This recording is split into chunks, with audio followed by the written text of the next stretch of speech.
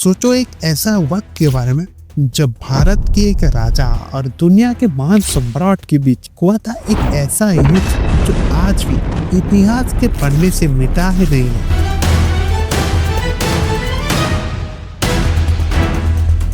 मैं बात कर रहा हूँ अलेक्जेंडर और राजा पुरु के बीच के लेजेंडरी एनकाउंटर की, जो सिर्फ एक युद्ध नहीं, एक दोस्तों का मिसाल बन गया।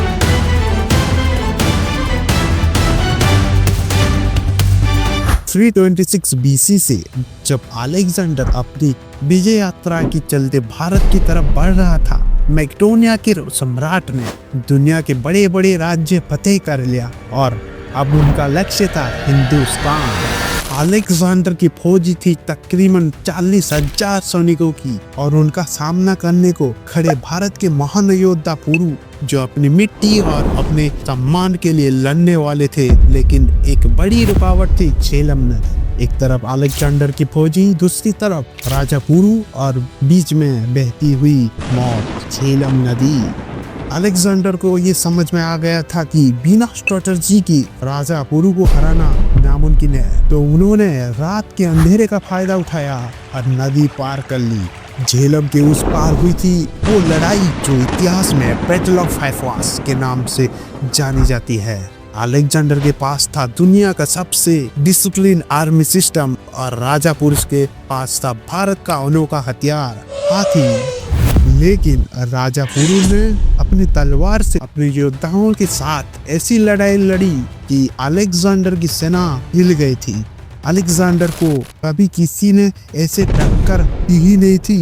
एंड आखिरकार वो समय आ गया जब अलेक्जेंडर और राजा पुरु का आमना सामना हुआ। अलेक्जेंडर ने अपनी तलवार उठाई तो पुरु ने कहा, मैं तुम्हारी तलवार से नहीं, अपनी मिट्टी के लिए लड़ूंगा।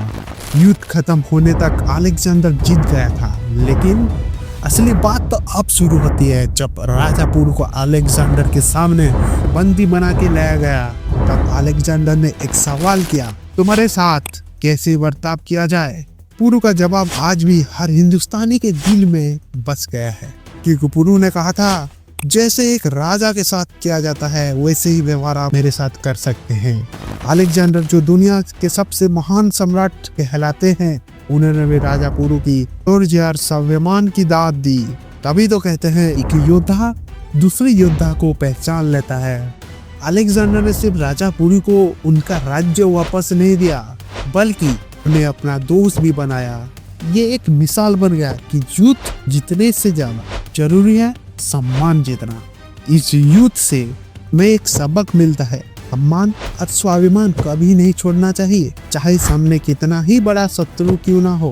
राजा पुरु ने अपनी मिट्टी के लिए लड़ते हुए दुनिया को ये दिखाया कि एक असली वीर कौन होता है।